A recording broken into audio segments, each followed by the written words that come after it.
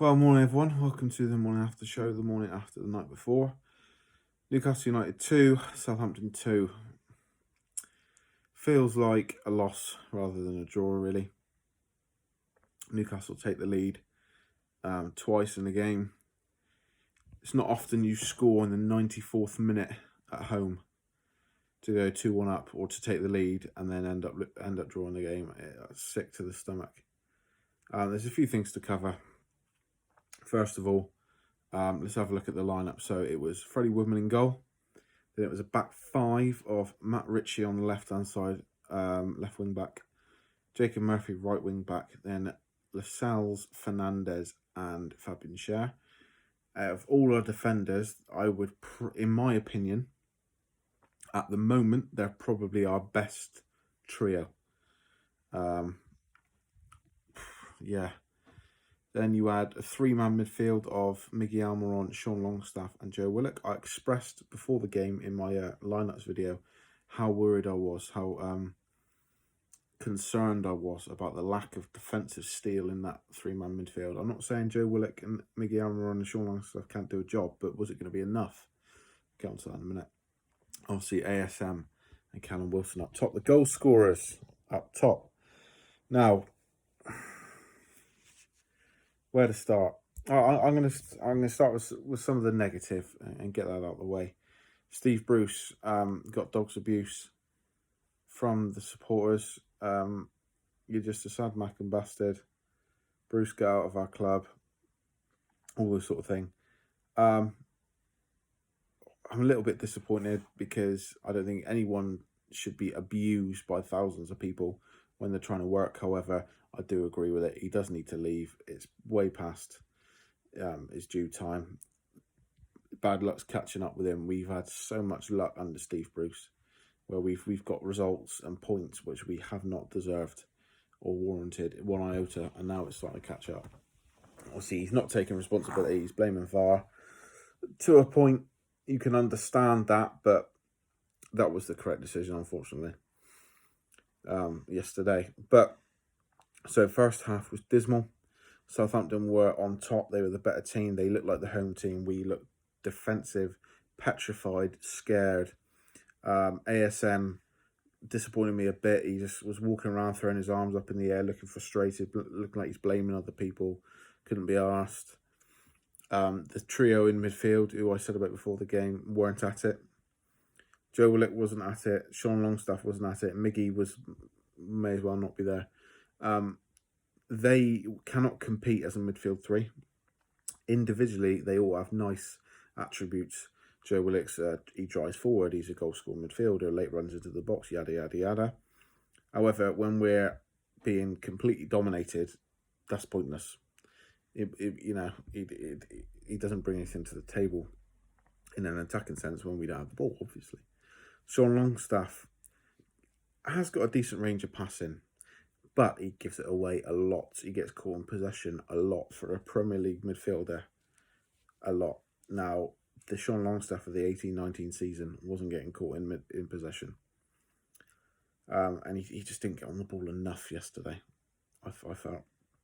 Miggy Almiron, I'm really starting to turn against this fella. Like I said beforehand, all right, it's not his fault he's been playing in central midfield because he isn't a central midfielder.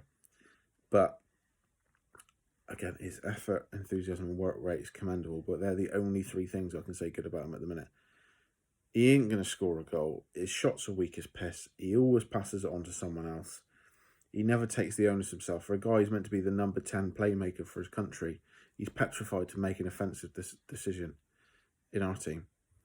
Or just give it to ASM. It's the easy out. Give it to the fullback. Give it to Sean Longstaff. Give it to Joe Willock. It's just do something yourself for a change. Anyway,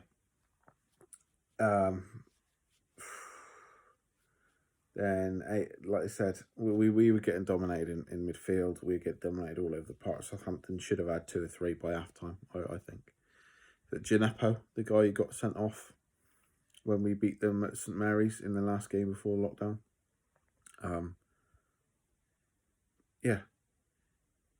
Sure, it's Gineppo. He could have scored a few. Walker Peters looked good. James Ward-Prowse was pulling the strings in midfield. So they quite rightly had a kick up the ass at half time, because we go on at the manager, we go on at the owners. The manager can only work with what he's got and what he's been given. The owners, or the owner, the ownership, the running of the club is the main problem. We all know that. However, those 11 blokes on the pitch can still put in more fucking effort than they did yesterday. They're meant to be professional footballers. Crap first half. Second half, so much better. Had some eagerness, some enthusiasm, some endeavour, some attacking intent. Lovely goal, nice build up. ASM scares the life out of them with his little feints and tricks.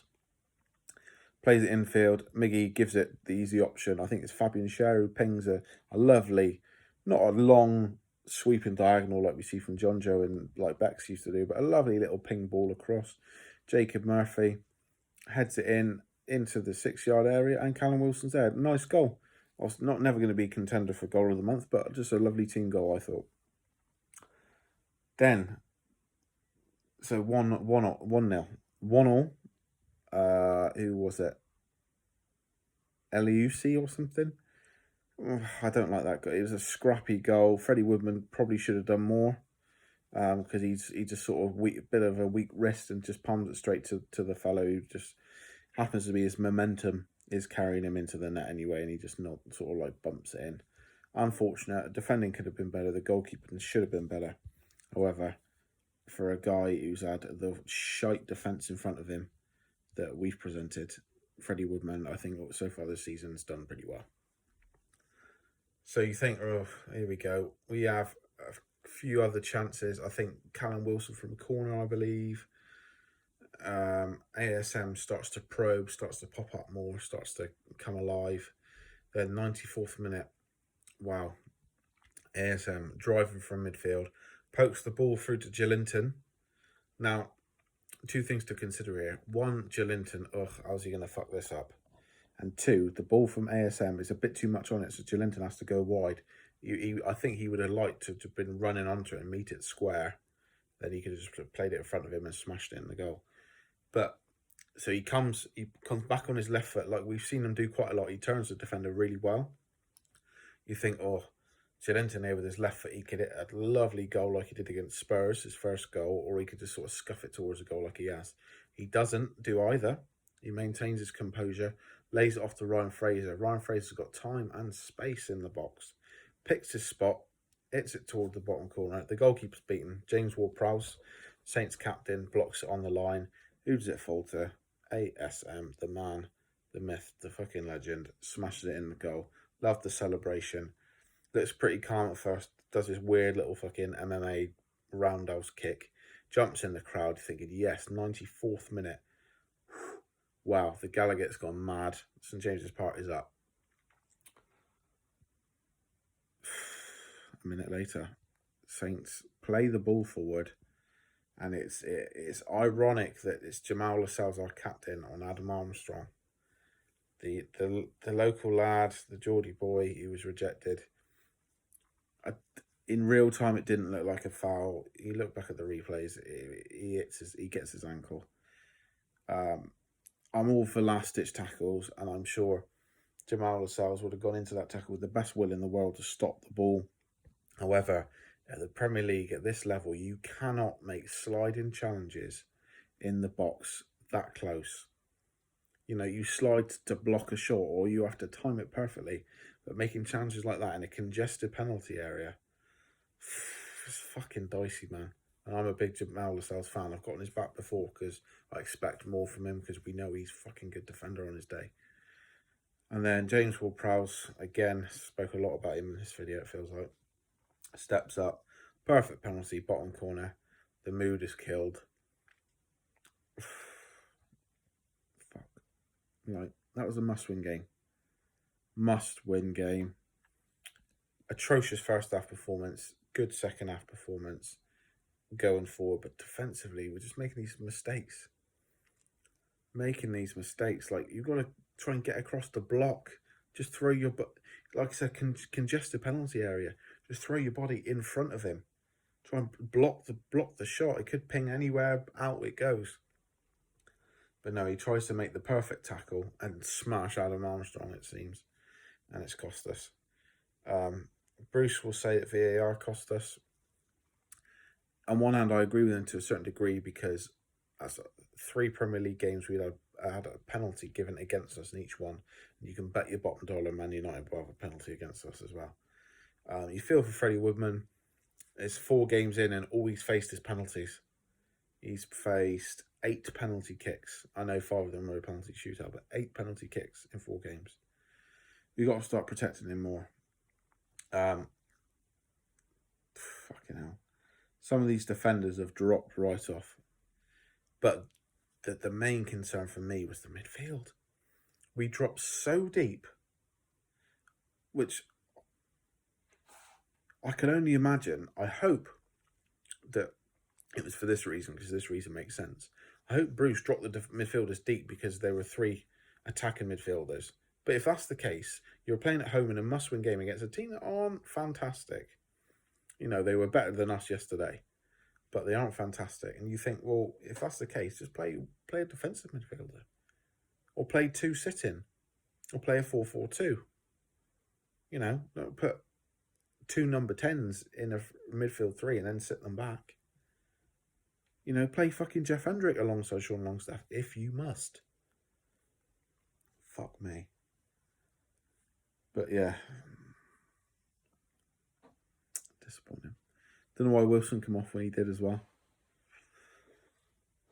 I mean, it sort of justified itself because Joe Linton was heavily involved in that second goal, but disappointing. The only sort of comfort and encouragement I can take is last season, just before the international break, after the Brighton game. Obviously, like I said, we had that 2-week international break, and then the last 7, 8 games we were terrific. Much better side. Hopefully that's the case.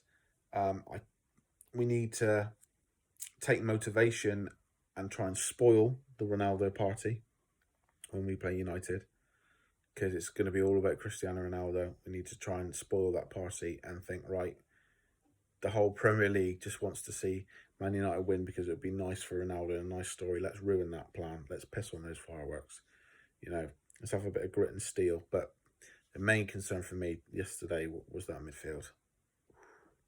Well short. Not competitive. Well short. Anyway, you can leave it there. Please like, comment and subscribe, and I'll see you in a couple of weeks for the Man United game. Ta-ra.